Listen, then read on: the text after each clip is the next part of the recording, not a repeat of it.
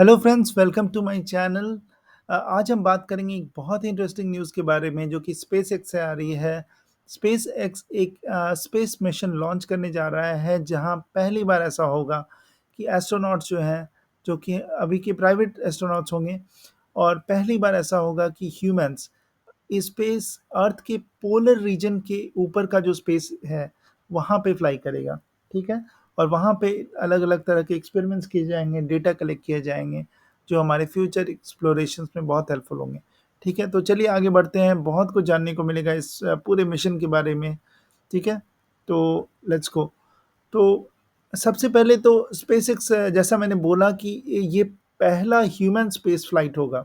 ठीक है, जो कि डायरेक्टली अर्थ के पोलर रीजन पे फ्लाई करेगा। ठीक है, बहुत सारे स्पेस फ्लाइट हुए हैं जो कि अर्थ से स्पेस में गए हैं, कई बार हुआ है, लेकिन ऐसा पहली बार होगा कि अर्थ के पोलर रीजन के ऊपर कोई फ्लाई करेगा। ठीक है, स्पेस में। ठीक है, ये एक प्राइवेटली फंडेड मिशन है। ठीक है, इसको फंड कौन कर रहे हैं? तो माल्टा एक कंट्री है यूरोप में। ठीक है, वहाँ के एक बिलियनर हैं जिनका नाम है चन वैंग। ओके, तो वो इस मिशन को फंड कर रहे हैं। ठीक है, और ही is a co founder of two companies, F2 Pool और स्केटफिश। ये दोनों क्रिप्टो करेंसी की कंपनीज हैं। ठीक है, इस मिशन का नाम दिया गया है फ्राम टू। फ्राम टू इसलिए दिया गया है क्योंकि फ्राम एक नॉर्वे का स्पेसशिप, सॉरी स्पेसशिप नहीं, एक शिप था। ठीक है, जिसको पोलर रीजन्स को एक्सप्लोर करने के लिए पहली बार बनाया गया था। ठीक है, ये 19th सेंचुरी में ऑपरेशनल था। तो उसी को एज अ ट्रिब्यूट आप बोल सकते हो कि जो पहला स्पेस फ्लाइट हम पोलर रीजन के ऊपर में लॉन्च करने जा रहे हैं, तो उसका भी नाम हमने फ्राम टू रखा है। ठीक है, ये 31 मार्च 2025 को लॉन्च होगा। ठीक है, और नासा के कैनेडी स्पेस सेंटर फ्लोरिडा से। ठीक है, लॉन्च व्हीकल जो इसमें यूज़ होगा वो होगा फैल्कन 9 रॉकेट। और स्पेस क्राफ्ट जो इसमें यूज़ होगा, यानी कि जिस मॉड्यूल में स्पेस क्राफ्ट, वो मॉड्यूल होता है जहाँ पे एस्ट्रोनॉट्स एक्चुअली बैठते हैं। लॉन्च व्हीकल एक रॉकेट होता है जो इनको स्पेस से अर्थ से स्पेस तक ले जाने में हेल्प करता है। ठीक है, वो जो जो एस्केप वेलोसिटी चाहिए होती है वो लॉन्च व्हीकल प्रोवाइड करता है। लेकिन स्पेस क्राफ्ट ही वो मॉड्यूल होता है जहाँ पर एस्ट्रोनॉट्स बैठते हैं। तो वो जो स्पेस क्राफ्ट यूज़ होगा इसमें होगा space x crew dragon capsule. अगर आपने फॉलो किया होगा तो रिसेंटली सुनीता विलियम्स और बाकी एस्ट्रोनॉट्स को जो आईएसएस से जो अर्थ पे लाया गया था, उसमें यही वाले dragon capsule, SpaceX crew dragon capsule का यूज़ हुआ था। ये बहुत ही हिट और बहुत ही रिलायबल कैप्सूल है स्पेसएक्स का। ओके, आगे बढ़ते हैं। इस मिशन का जो टोटल ड्यूरेशन है वो 4 दिनों का होगा, यानी जो एस्ट्रोनॉट चाहेंगे वो सारे 4 दिनों तक स्पेस में ही रहेंगे। ठीक है, और उस 4 दिनों तक क्या होगा? 4 दिनों तक अलग-अलग तरह के साइंटिफिक एक्सपेरिमेंट्स कंडक्ट किए जाएँगे। ठीक है? फर्स्ट एक्स-रे इमेजिंग, क्या-क्या साइंटिफिक एक्सपेरिमेंट्स होंगे? तो पहली बार एक्स-रे इमेजिंग किया जाएगा स्पेस में। ठीक है? और growing mushrooms in microgravity, microgravity में मशरूम्स को ग्रो करने की कोशिश की जाएगी। ठीक है, collecting data to improve long duration space travel. ठीक है, तो ये सारा जो डेटा होता है वो हम लोग कलेक्ट करके एक्यूमुलेट करते हैं, और ताकि जब हम लॉन्ग ड्यूरेशन स्पेस ट्रैवल है करेंगे तो उसको प्लान करने में, उसके दौरान ये सारी चीज़ें मेरे हमारे लिए हेल्पफुल होती हैं।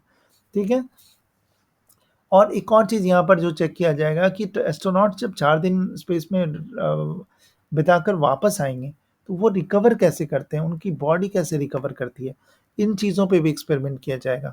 ठीक है? इसमें टोटल 4 लोग जाएँगे। ठीक है? एक तो जो फाइनेंशियर हैं इस पूरे मिशन के, वो चन वंग, जिनके बारे में मैंने बताया, वो रहेंगे। उनके साथ 3 और लोग रहेंगे, जो कि चन वंग, जो कि मैंने बताया कि माल्टा के एक बिलियनर हैं, एफ2 पूल और स्केटफिश के फाउंडर हैं, को-फाउंडर हैं। ठीक है? इनके साथ 3 और लोग रहेंगे। एक होंगे जैनिक मिकल्सन, जो कि नॉर्वे के फ़िल्म डायरेक्टर हैं। He will be there as a vehicle commander of the mission. Rabea Rogge, जो कि जर्मन रोबोटिक्स रिसर्चर हैं, वो मिशन पायलट होंगी।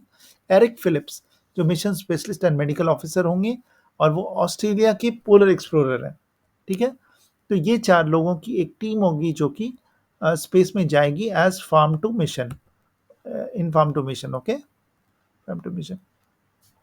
तो ये जो पूरा जो इन लोगों को प्लान किया गया है, ये 4 लोगों को, तो इनको 8 महीने पहले से ही बहुत लंबी ट्रेनिंग, एक्सटेंसिव ट्रेनिंग दी गई है।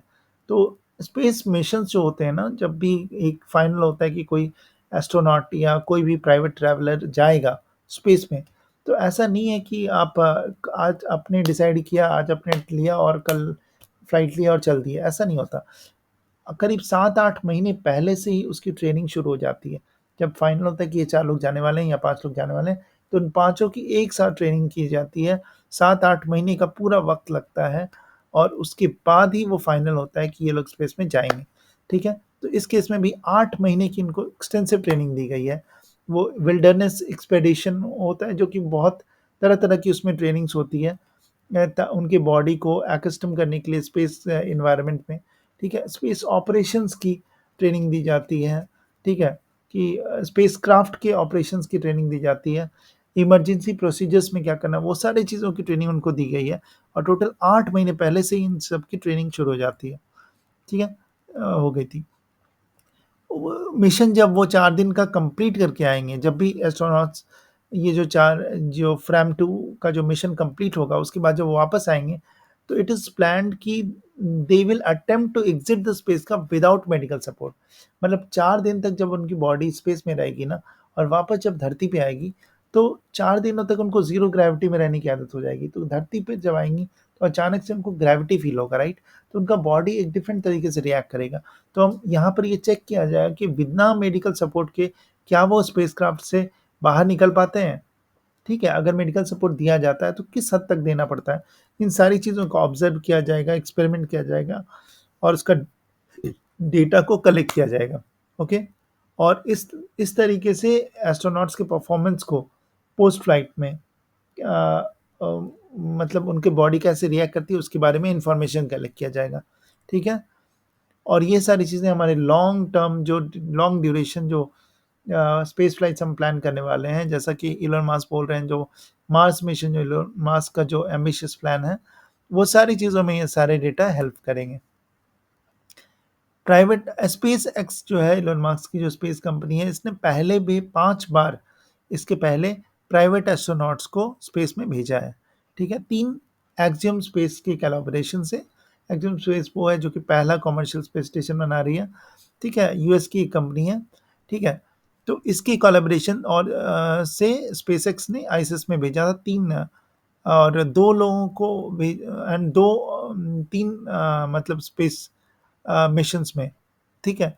और 2 स्पेस मिशंस जो हैं, एक है इंस्पिरेशनल 4 और पोलरिस डाउन, ये दोनों जो फ्री फ्लाइंग मिशंस थे, जो कि स्पेस के बाहर गए और स्पेस में उड़े, कुछ साइंटिफिक एक्सपेरिमेंट्स किया और वापस धरती पे आ गए, ठीक है? तो ये 2 टोटल 5 मिशंस अभी तक स्पेसएक्स भेज चुका है।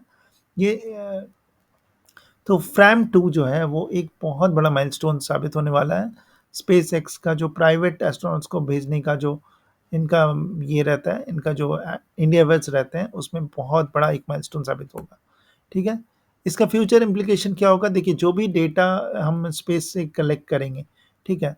वो स्पेस ट्रैवल के रिसर्च में मदद करता है। जैसा मैंने बोला कि लॉन्ग टर्म जब हम करेंगे, लॉन्ग टर्म हम जब हम प्लान करेंगे कि हमने यहाँ से मार्स जाना है या और कहीं या और कोई प्लान होता है, ठीक है? तो उसमें ये सारा डेटा यूज़फुल होगा, तो ताकि हम उसको प्रॉपर्ली अ, बेटर अंडरस्टैंडिंग के साथ प्लान कर पाएँ, ठीक है? डीप स्पेस मिशंस में ये सारा डेटा हेल्पफुल होता है। स्पेसएक्स इंटरप्लैनेटरी ह्यूमन ट्रैवल जो बाद में होगा, मतलब जिसके लिए हम लोग हमेशा कोशिश कर रहे हैं, मतलब लेकिन हमारी अभी साइंटिफिक लिमिटेशंस हैं, लेकिन ये सारा डेटा उन सारी चीज़ों में हेल्प करेगा, ठीक है? तो ओवरऑल देखा जाए तो फ्रॉम टू मिशन एक ग्राउंड ब्रेकिंग स्टेप है स्पेस एक्सप्लोरेशन में, ठीक है? एडवांस साइंटिफिक रिसर्च में ये बहुत हेल्पफुल होगा, ठीक है? मार्स मिशंस में भी इसके डेटा यूज़फुल होंगे और ये हम दिखाता है कि प्राइवेट स्पेस में, जैसे नासा, बहुत से गवर्नमेंट ऑर्गेनाइजेशंस तो रिसर्च कर ही रही है स्पेस में, लेकिन जो प्राइवेट स्पेस ट्रैवल है, उसका भी जो रिसर्च है, उसका भी एक बहुत बड़ा कंट्रीब्यूशन होगा, जो जो स्पेस में जो साइंटिफिक डिस्कवरीज़ की जा रही हैं, उसमें। तो ये था एक information about this interesting news, ठीक है? तो होप कि आपको वीडियो पसंद आया होगा और फिर मिलेंगे ऐसे ही किसी नए इंटरेस्टिंग टॉपिक के साथ, ठीक है? तो तब तक के लिए अपना ख्याल रखिएगा। ठीक है, टेक केयर, जय हिंद, बाय।